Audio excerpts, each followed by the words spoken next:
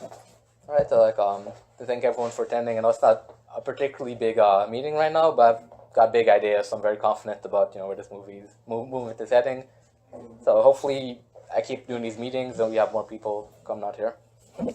So before I get started, I'm gonna introduce myself. My name is Dwayne Wong Omoale. I'm a author. I've written 15 books on African history. And what I want to do now is to take the work that I've been doing and transform it from simply writing books on African history to educate people and turn that into a larger Pan-African movement. And this movement that I'm working on, I call the movement for restoring the African mind, because I realize the biggest problem that we face as a people is our mental condition. And what I want to do with this movement is to restore the minds of African people and to get us to thinking correctly. And I believe that once we're thinking correctly and we get our mind on the right track, we can then begin to solve some of the problems that we face collectively as a people. I will start off by reading 2 paragraphs from the manifesto that I wrote for this movement. I write, "The movement for restoring the African mind aims to address what we believe is the most pressing issue that confronts African people. That is our mental enslavement. One of the aspects of oppression is that the oppressor seeks to make the oppressed hate themselves. The oppressor seeks to destroy the self-esteem and the self-confidence of the oppressed. This is done through a process of systematic indoctrination. The movement for restoring the African mind believes that the most critical step towards liberating African people is to free the minds of African people and to restore our self-confidence. As the name implies, we are a movement that aims to restore the minds of African people through a process of re-education, which addresses the various ways in which the minds of African people have been altered.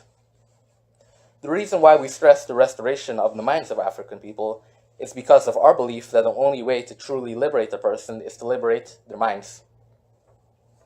A person who is mentally enslaved can never truly know freedom, and we are a people that have been mentally enslaved for centuries. The movement for restoring the African mind recognizes that this mental enslavement is a multifaceted issue with many components, and it is for this reason that we seek to develop a multifaceted solution to this problem. Now, what I mean when I say multifaceted issue is that we're indoctrinated with the self-hatred through a number of means, one of which is education. We go to schools where we don't learn African history, and the few times we do appear in the history is through token figures such as we'll learn about Martin Luther King, but they'll just give us his "I Have a Dream" speech, or we'll learn about Rosa Parks, and the only thing they'll teach us is that she refused to give up her seat on the bus. So we don't really have a comprehensive understanding of who we are based on the education that we receive in the classroom. But this issue is also bigger than what simply goes on in the classroom. This could even be extended to movies, television. I was at an event recently, and I asked the people there how many of them were familiar with the Avengers movies that came out recently, and most of the people there had seen these Avengers movies. Now, one of the characters in these Avengers movies is Thor. He's a European thunder god. My next question was, how many people in attendance knew about Shango, the African thunder god from the Yoruba tribe? Most people there didn't know who Shango was, but they knew who Thor was because they had learned that through movies. So what we have to recognize is we live in a society that's geared towards celebrating European history and European culture, but our African history and our culture is completely neglected. And this is one of the reasons why I think we need to form a movement to correct that issue. I also believe that we need to build this into a global movement because self-hatred among African people is a global issue, and global issues require global solutions. Now, in order to build this global movement, I've already taken steps to contact certain individuals from around the country and around the world as well to build this into a Pan-African movement. Some of the people that I've been in contact with is a brother named Rick Wallace in Houston, Texas. He runs the Odyssey Project, which is a project that has a number of initiatives that have a very similar agenda to what I'm trying to do with this movement. I've also contacted the Union of Pan-African Collectives. This is an organization out in Brazil that has a lot of African cultural events. And I have not contacted this organization yet, but it's an organization called the Dominica American Relief and Development Association, and they're currently working with Dominica to help recover from the hurricane because, as you know, that island, as well as many other islands, have been devastated by some recent hurricanes. So I'm helping to raise money for them and their cause. So these are some of the activities that I'm engaged in, not only locally but on a Pan-African global scale, because, as I said, the issues that we face as a people are global issues, and I believe that we need to unite and create global solutions to these issues. This is another paragraph from the manifesto that I wrote out for this movement. I write, "The movement for restoring the African mind takes the position that accepting our African identity is an important step towards restoring the minds of African people." Why do we say this? We say this because of the extremes that the slave masters went to destroy our identity. So that one may ask, why does it matter being an African? Why is it important? My answer is that obviously it was important enough for the slave masters to destroy our identity. Those of us living in the Americas were often indoctrinated by propaganda that made us think of Africa as being the dark continent. Africans were presented as cannibals and savages running around in the jungles with spears. They did the same thing to the Africans that were living on the continent as well. When the Europeans colonized Africa, they presented what they were doing as a mission to civilize these Africans. And they set up colonial schools in which they also taught the Africans living on the African continent that they were cannibals and savages living in jungles, and they had no civilization before the Europeans got there. So in the process of conquering African people, one of the consistent themes has always been this attempt to make us feel ashamed of being African, to make us feel as though we're inferior people. By doing this, we accept their state of subjugation. And this is also critical too, because it has made recovering from what we've endured very difficult. We all know about the slavery, which lasted many centuries, but the recovery process has been very difficult because of the conditioning that we endured during the process of being enslaved. And Africa went through a similar thing during colonialism. The Europeans came in there, made African people feel ashamed of our history and our culture. And by doing this, Africans, it's been very difficult for the leaders on the African continent to come up with solutions to really recover from what colonialism has done to Africa. And one of the things that I especially want to do with this movement is to educate people on African culture and to bring back the pride and the sense of a cultural identity among African people. One of the reasons why culture is important is because it is on culture that people build foundations for institutions. Now, we see this in American history. When we study history in school, history doesn't start at the beginning of American history, it starts at the beginning of European history with Greece and with Rome. And the reason for this is not only to glorify Europe's history, this is also done because Greece and Rome had directly influenced the creation of the Americas. When you study the history, you'll find that many of America's founders were men who had studied the history of Greece and Rome, were influenced by those ideas, and many of the Greek and Roman ideas were used in the creation of America. So there is a direct connection to culture and history and building on institutions. As I said, the American political institution was built on previous Greek and Roman institutions. And the problem that we run into as African people is that our history was taken from us, or our culture was taken from us, so we don't really have the foundations on which to build institutions of our own. I want to give two examples of why culture is important, not only from a historical perspective in terms of understanding our history, but also in terms of culture being relevant to our present-day struggles.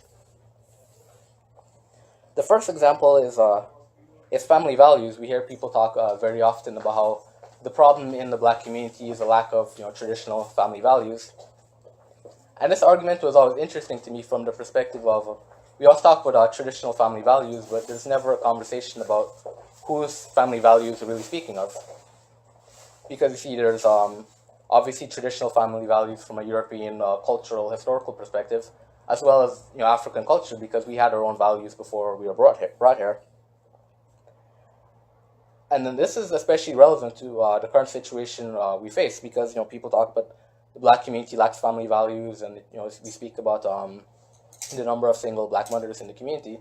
But when you study African culture, you find that African culture, it was a very communal society, a very family-oriented society. We were stripped of that, and we were forced to adopt the European model, although aspects of original family models still survive, but the family model we have is a mostly European model. And one of the reasons why that's been problematic is that the European family model tends not to be as communal or as close-knit as the African model. When you look at African languages, you find many African languages where the word for father and the word for uncle means the same thing because that's how close that bond was, or the word for mom or aunt means the same thing because, again, you're talking about a very close-knit family bond. Now, in the European model, we kind of separate the immediate family from the relatives, but that wasn't something that was done in the African family system. And the problem we run into here is, like I said, when we talk about the broken households and the black community, single black moms, is that in this society, a family is two people get together to create a family, and if one person in that situation leaves, let's say dad walks out in the family or he's arrested or killed, now you're left with a woman or a man who's forced to raise his family on their own. Now, in the African system, as I said, it was very communal. I mean, there's even a very famous African proverb about how it takes a village to raise a child, because it was a village that raised a child. So now, in that situation, let's say the father dies, there's a mom to raise the child, but there's also uncles, aunts, there's the rest of the village. So you had a communal structure that could step in and raise a child when the two-parent dynamic broke down. In this society, we don't have that. So if the two-parent dynamic breaks down, then you are left with a broken household because there isn't a security net to take care of that. So when we talk about traditional family values, we have to start thinking in terms of whose traditional values are we speaking about? Are we speaking about our own traditional values or the traditional values of other people? The other example I want to get into is economics. Very often many of us go into African history looking for great African kings and great African queens because we're looking at African history to instill a source of pride in us. And I'm not completely against this, but I think one of the things that we have to start looking into African history for as well is economic structures, because you don't have wealthy and powerful kings and queens without an economic system in place to build that. And again, this is also relevant to our present economic situation. We talk about not only the economic struggles of African people in the United States, but I mean globally, we are still a very impoverished and struggling people. And an aspect of this is that we don't have our own economic systems. One system that we'll mention here tonight is one known as the Susu. I'm sure people from a Caribbean background is familiar with that, and that comes from a West African system. What that is it's an informal loan system. How it works is, let's say there's a group of 5 people. These 5 people will decide we'll meet every 2 weeks, and every 2 weeks all 5 of us will throw together a pool, and the pool will be like $100 each. And at each meeting, a different person within that group gets that money. And not only is this a traditional African system that survived the Middle Passage and slavery in the West Indies and some parts of South America, but it's a system that works. I've come across many examples of people coming here from the Caribbean, and they were able to open businesses, buy houses, buy cars, put their children to school using the system. And the interesting thing about this loan system, it's very different from the traditional banking system in terms of there's no interest rate, no fees, or that kind of stuff that we usually run into in banking. And again, one of the issues too with banking is discriminatory lending. Black people have a much harder time securing loans and that sort of thing from banks. So this here is a system that's traditionally African that we could use to build an economic structure of our own. So when it comes to culture, I think we need to start thinking of culture not only as culture in terms of what it can do for us in instilling pride, but also culture and how can we apply traditional aspects of our culture to deal with present-day problems that we are experiencing. So as I said, that's one of the things that I want to start doing with this movement that I want to build. It's a movement to restore the minds of African people, to get us to appreciate their history, to appreciate our culture, and then use those things to really create solutions to the problems that we are experiencing as a people. And as I said, this is a global issue, and I think we need to build a global movement to deal with that. Now, before I get into questions about the movement, I just want to bring up some points about some ideas I have moving forward with what I want to do with this movement. One of which is access to books and other educational material that's relevant to African people. One of the things I want to do is make that more accessible to people, because the problem that we run into is there's no shortage of information on European and other history, but for African people, it's very difficult for us to get a hold of great sources on our history. One of the reasons why I've written so many books is just to get that history out there and make it more available for people. So one of the things I want to do with this movement is to make the history more accessible and available to people and get that information out there. The other thing is building institutions. I think institutions is very important, and one of the problems that we run into as a people is that because we've been stripped of our history and culture, we don't really have original institutions of our own. So we always find ourselves having to utilize other people's institutions. And the problem with that is those institutions may not necessarily have been built with our situation in mind. So we have to develop institutions to deal with the situations that confront us. And finally, as I said, I want to make this a global Pan-African movement, and I've already taken steps to contact people from around the country and around the world. And one of the things I want to do with this is to build a network of people that are working towards a common goal of liberating African people. And I'm sure some of you here are involved in other initiatives that I could get involved in, and we could build together on that. So that's a quick summary of why I organized this movement, the movement for restoring the African mind, and some of the goals that I have for this movement. So next, I'd like to open the floor to any questions or comments. Can you tell us about your books? Books? Can you describe maybe a couple of them and the benefits of reading them that will help us to restore the African mind? Okay, yeah. By topic, possibly. Honestly, it's kind of hard for me to even know where to begin, because like I said, I've written 15 books, and it covers such a wide range of topics that I really can't pick one. But what I will say is the reason why I've even written so many books is our history is very vast and very complex. So in those books, I deal with different aspects of the history. One of the books I've written about essays towards restoring the African mind, which is kind of based on this movement that I'm building, that touches on the psychological aspect of the oppression of African people. I have another book that addresses the economic aspect. So what I do with my books is not only do I look at the history of African people throughout the world, but also different elements. So one book might touch on the economics, one book might touch on the psychology.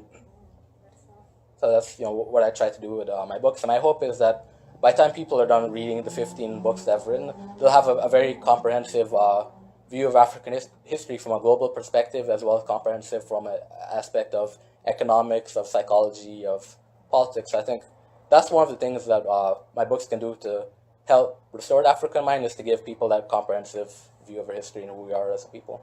Awesome.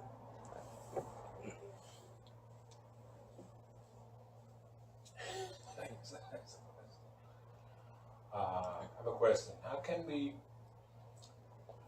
we move forward and get our minds right, restoring the African mind, if we do not have what we call the ecology, or the ecology or the environment within which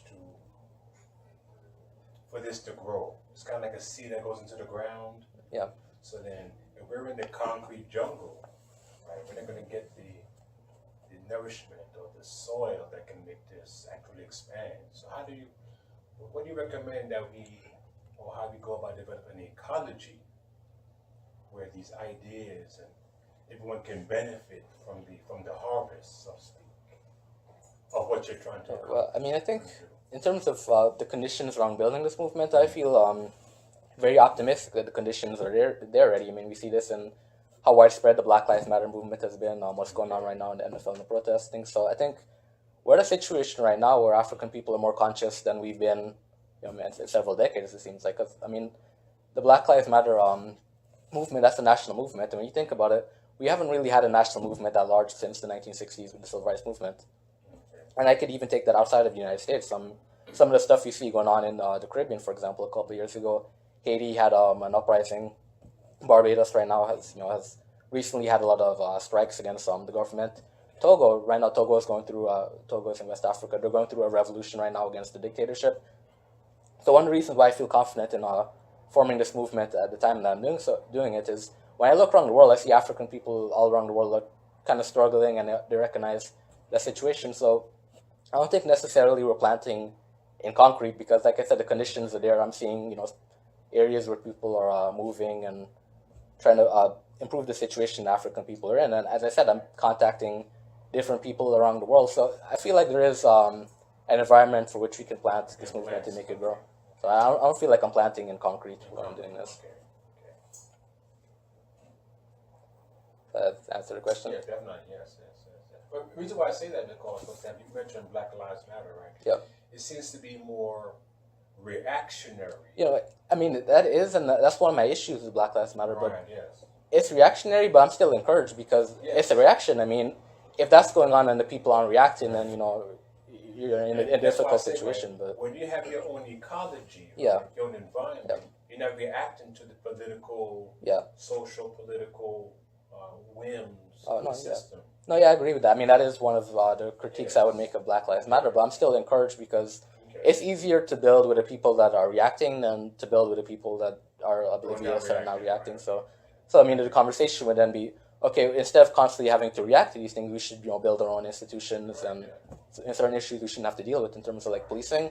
I mean, why can't we take over our own communities, control the police in the communities, and that kind of thing? That's a conversation I don't really see happening with the Black Lives Matter movement, but the fact that they're reacting lets me know that these are people that want change, and then we can engage in that discussion about change. But if there's no reaction and people accept whatever's going on, then you'd be, like you said, then you'd be trying to plant in concrete. You won't really get anything done with those people. Like a concrete jungle. Yeah. Trying to fight that. Thank you. Appreciate it. Thank you. You have any comments? I'm just listening, and I feel the movement is very necessary. I'm just wondering how we link it into Africa, because the problem, of course, it exists in America and the diaspora, different places, but even the continent of Africa itself,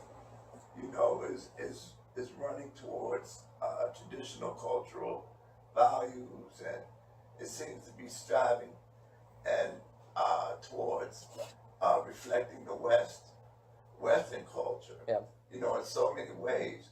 And what do we do about that? It's almost like traditional African culture is considered primitive, and that's just not even here. That's in Africa. Yeah. I just returned from Africa very recently, like about 30 days ago. Which country? And the experience, I was in Ethiopia, and I lived in Nigeria, for about 3 years.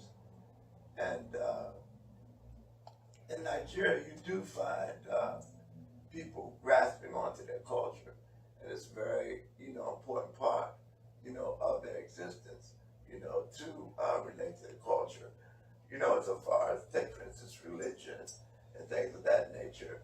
Most religions are looked at as primitive, and how could you, be practicing that kind of voodoo and, that kind of craziness when, it's just the king's, the King of England's religion now, which is all a part of, enslaving us mentally. But the situation is serious. It goes beyond America and the islands and, places like that. The main problem is Africa itself. You'd be surprised at people that strive, and I just want to go to America.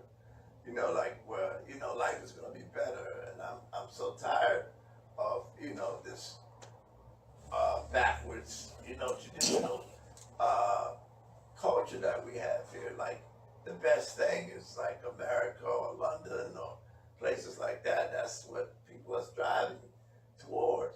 So if we're going to start a movement, don't you think it has to begin there, or at least make us aware of the problem is there too? Even pre-slavery, it was the Africans who sold out each other, and made it very easy, for our people to be enslaved, and even being an African today, I see that that slavery mentality as a part of culture, almost where people don't mind, where I'll serve you, I'll come to your house, and just if you allow me to exist, I'll cook your food, wash your clothes, wash your cars, basically be a slave, and my evaluation of the situation was it was white people that probably visited Africa as visitors and said, oh my God, if these people would do this, just think what we could do in America. So let's get these people to come over to America and we'll use that kind of subordinate system to work here. It wasn't like, these white enslaving people were so mean, they just, changed us up and brought us to America. It's almost a culture in Africa, to almost be like slaves, and it's accepted. A lot of times when that's just my purpose, if I could just get by this rich man's house, if he would just allow me, to be his boy, to be his houseboy or something like that, I have an opportunity to progress, and it's heavy, man, to the point where where do we start? What do we have to correct? Do we have to correct that system in Africa? Oh yeah, definitely. Because that it still exists today in Africa, pretty much. That is starting the educational level for forming the minds of the young children at the educational level, in schools and churches. I mean, do you, and which direction do you take it in?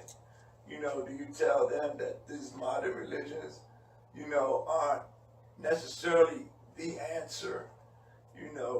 Can we explore our traditional religions?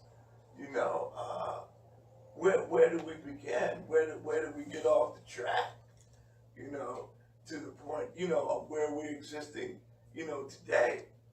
The problem, as I see it, is within the Africans themselves. It feels like a runaway train. It feels like a runaway train. It was just like the situation. It existed in African culture, to have so-called, for lack of a better term, slavery.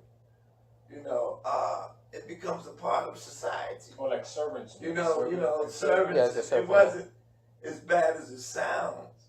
I think, because I have a cousin of mine that's born in Sierra Leone, and she speaks about growing up and having two servants, black people servants, making her breakfast or driving her to school.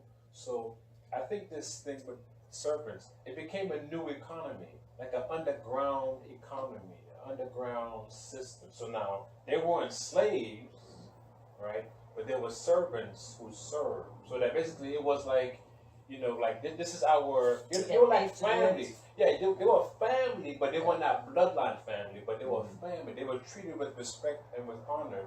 But, they made your breakfast for you. I get it, Right. but I'm saying that, right? When you have the ecology, right? Talk about ecology, Yeah. right? When the European comes into Africa, right? He destroyed the ecology. He destroyed the environment. So then you have black people. I don't necessarily think he did that. But I'm He's not saying, that great of a but person. I'm saying though, the system collapsed. The ecology collapsed. The point I was trying to make See my was point? that the system existed. We're giving the white man too much credit. That's- To think that he's that big of a But conqueror. but I'm saying, You know what I'm saying? Yeah, But my culture. point, Yeah, if I could, Uh-huh. get it out, Mhm. just give me a second. Mhm. The system was there, and the white man came over and decided how he could exploit it. Right. Okay. How he could make this system work Over in here. America Right. for Okay. him. Mhm. but the system was already there, and the system exists till today. Right. You know, it's still there. Right. So we're giving the Yeah, white I'm man trying or to- European, I don't want or to do something that. like that. I don't want to We're do giving that. him too much credit. But we have to You know, understand so though. far as Right. if you could just let me make my point, Uh-huh. you know, and then you know you Okay. add into it. Okay. But the point that I'm trying to make Mhm. is that where do we attack the system, the educational point? You know, we're always blaming the white man or the European, you know, for putting us in this situation. But we actually, as part of our culture, if you study all the way back to Egypt, you know, and different things, they were slaves in society. They were people that would look like they weren't as good as another Right. aspect of society. Mhm. Okay. And my point is that it was exploited, but Right. it wasn't like it was Yeah. created. Right. Okay. It wasn't like there was harmony and black people, you know, were just so perfect and then someone came and destroyed it. Mhm. We have to get to the root of where we got off, you know, and that's just my opinion. It's just to deal with it from that level, and how can we educate, you know, our universal, lack of a better word, African culture, because we get into that, it's not really African culture either, you know, that's a whole another lecture. You know what I mean? That we're not talking about John Africanus and all of that. We're talking about, you know, a culture, you know, of people. Now, I mean, judgmentally, is it right, is it wrong, or whatever, you know, but we're giving our slave masters a little bit too much credit, you know, so far as how they conquered or dismantled our culture. It's already been a part of our culture, you know, and I think we have to address that issue, you know, for the youth. You know, let's try to like address that in our culture, you know, and who's to say right or wrong or whatever, or, you know, it's a heavy thing, you know, and we have to adjust that.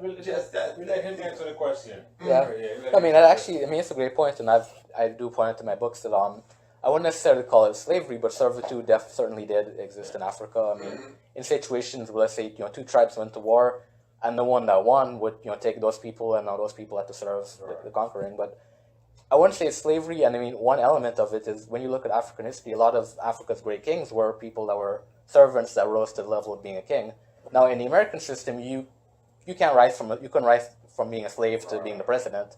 So I think it's different in that regard. But I mean, as you said, certainly there was servitude, and that was a problem. But one of the things that the Europeans Or was it a problem? well, I mean, I'm just going to get to it too, because one of the things that the European did is when you study European history, obviously there was exploitation among European people, like with the system of feudalism. That's it. But Europeans were able to evolve, you know, past that stage to the next stage. When the Europeans came into Africa, many African civilizations were in a process of evolution themselves. For example, the Zulus in South Africa were building their empire. The Asante people were building an empire. So when Europeans encountered Africans, we were in the process of evolving as a people, and they somewhat disrupted that evolution. So one of the things I hope to do with this movement is to get past that disruption and to have us progress as we would have done anyways. Because as I said, Europeans, when you study European history, and I don't just look at African history, I try to study other people's history, Europeans have had all sorts of problems within their own societies, but they were able to work beyond it to create solutions. And one of the things that we haven't been able to do as a people is create our solutions, because like I said, when you take the history and the culture away from a people, they don't have that as a foundation to build institutions on. So they're always having to grab a hold of other people's ideas, other people's philosophies, and try to use it to build their own institutions. But that doesn't necessarily always work, because the situation African people face might not be the same situation that a European would have to face or I a gotta nation. make a very important phone call.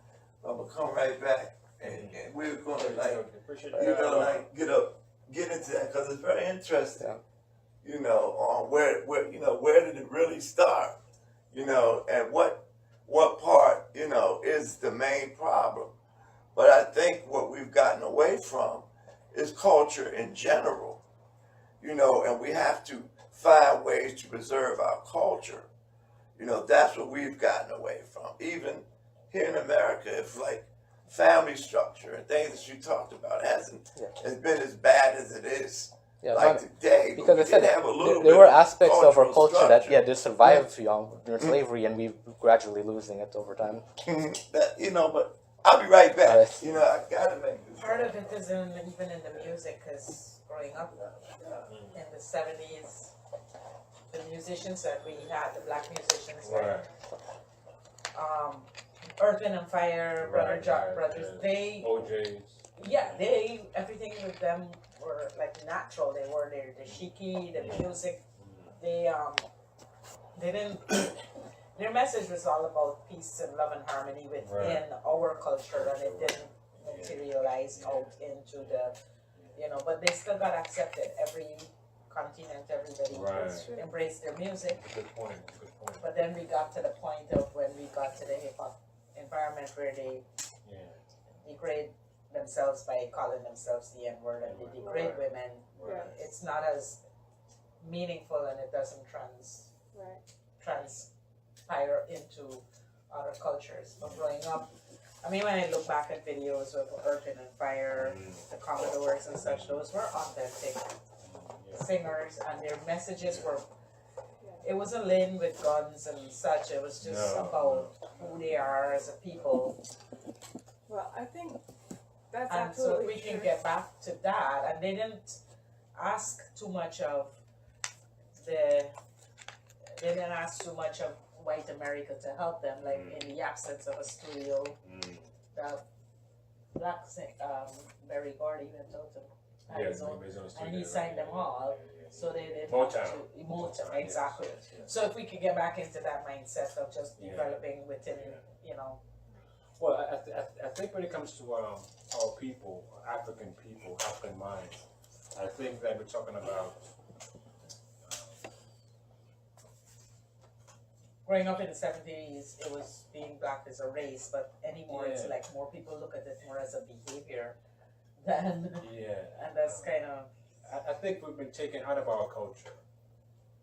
We've been expelled from the culture. I think we expelled ourselves. Right. Expelled ourselves. I would say both. When you listen to the music from young hip hop Yeah, we expelled artists, ourselves. that's when you realize that we Well, see, you gotta understand, see, black people have become like the entertainers for other people and other cultures.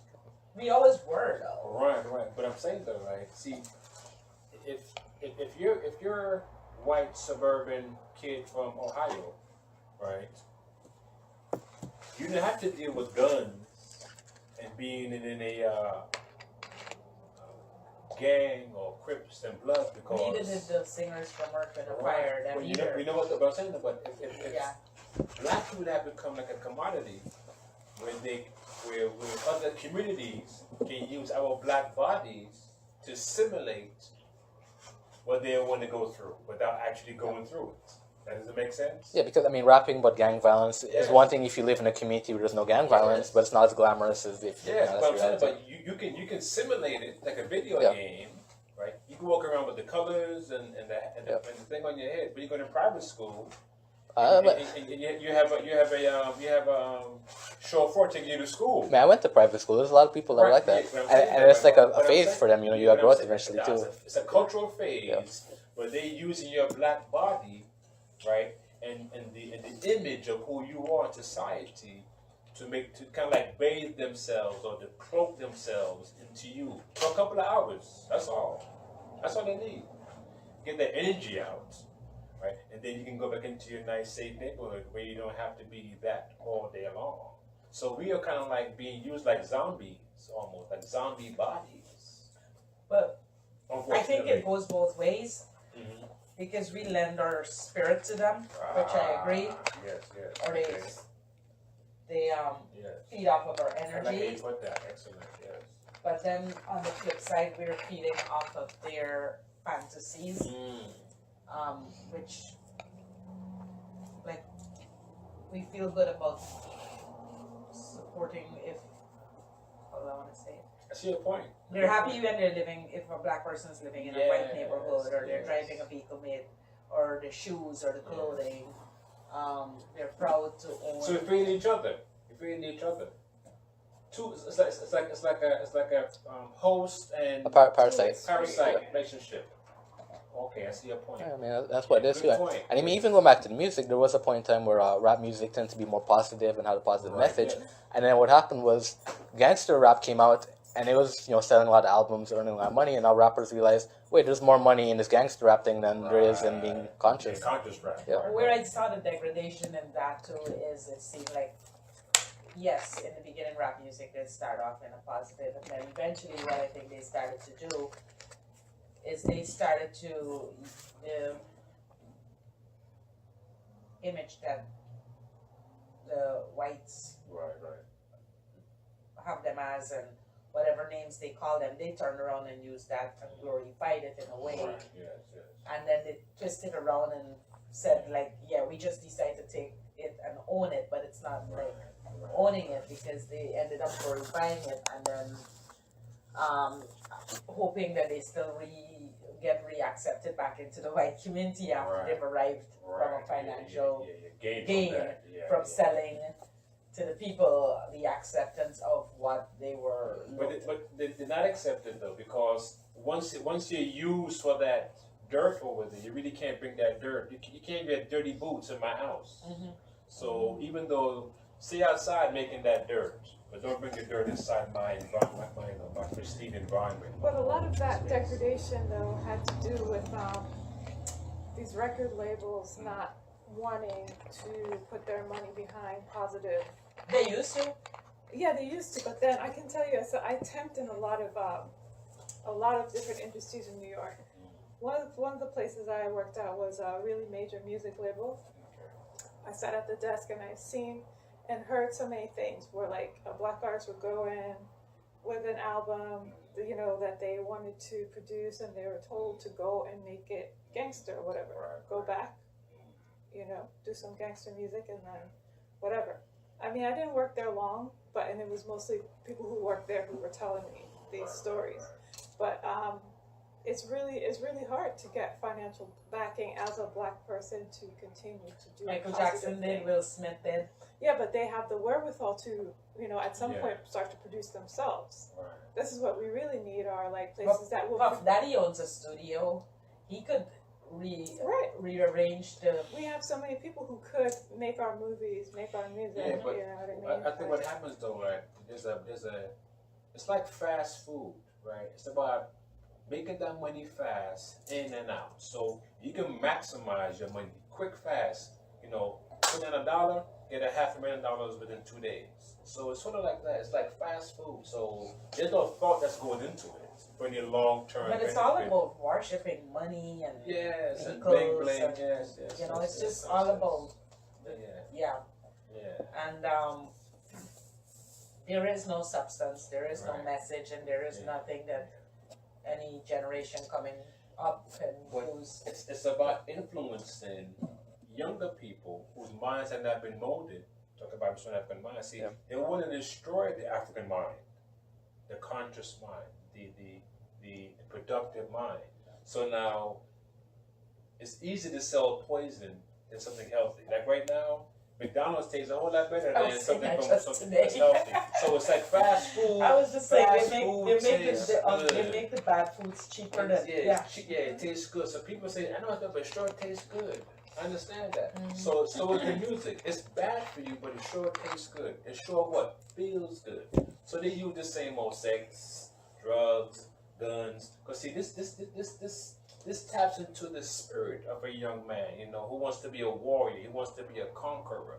So that's all they're tapping into. They're tapping into the warrior. But they want to be warriors and conquerors for the weak, not for those that they feel can be more powerful than them. Right. Yes. It's yes, one thing yes, to be yes, a warrior, yes, but yes, you should yes, aspire yes. to be a warrior for those who Yeah. you can. Not against your own people. And not against the vulnerable ones, Right, like the one moms moment. and the Yes, single, yes, yes. But so- it's fast food. It tastes good, right?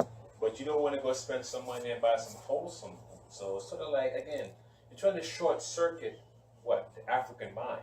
So he's trying to restore the African mind, right? Which means what? Studying history, culture, value system. That stuff is boring. Who wants to do that? I'd rather drive around in my car, lean back with my gun in the air with my bandana on.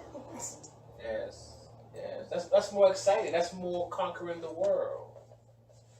Yeah, because nobody. Yeah, to because sit and they- read a book for 2 hours or 3 hours and do your homework, that's boring. Who wants to do that? You're square. But that's where the power is, your mind. So I support you 100%, my brother. Okay. The story of the African mind. Appreciate that. I'm about that. I'm with you. Take my name, my number, and I'll be there.